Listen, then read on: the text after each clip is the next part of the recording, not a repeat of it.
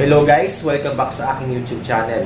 In today's video, meron na naman tayo mathematical question na nanggagaling sa unang hirit na tinanong ang mga taga-Caloocan City Science High School. And here's the question. Kung ang equation ng circle ay x squared plus y squared plus 6x minus 12y minus 36, ano ang radius nito? Okay, we will get the formula of the equation of the circle, which is x minus h squared plus y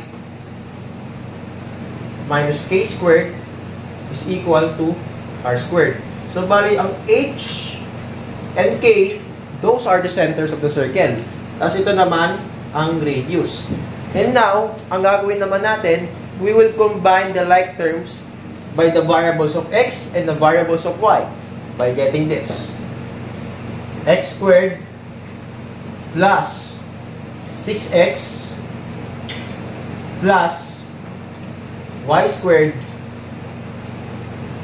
plus minus 12y. Minus 12y is equal to 36. Kasi kapag tinranspose natin itong negative, that will be positive kapag after the equal sign. Okay? Ngayon, ang gagawin naman natin, we will get the perfect square by dividing this into 2 as well as negative 12y. What is 6 divided by 2? That is 3. So, ilalagay natin dito ay 3 squared. And 3 squared, that will be equal to 9. As well dito, negative 12 divided by 2, that will be negative 6 squared. Always remember, kapag even ang exponent, that will be positive. So, this will be 36.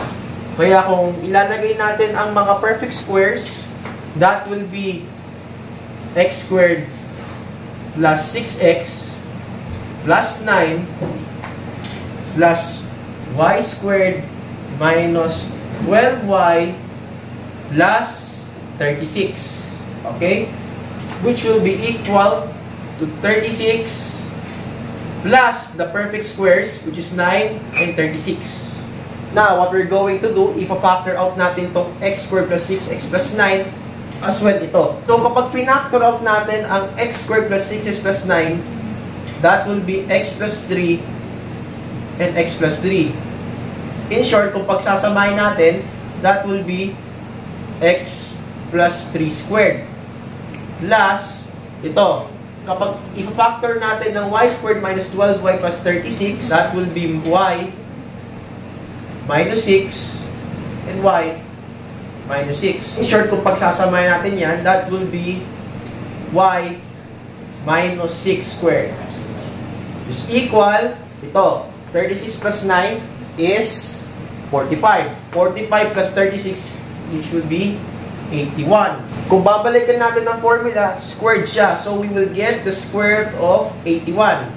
Kapag nakuha na natin ang square root ng 81, that will be the radius. So, square root of 81 is 9. Radius for this question is 9. I hope you learned something new.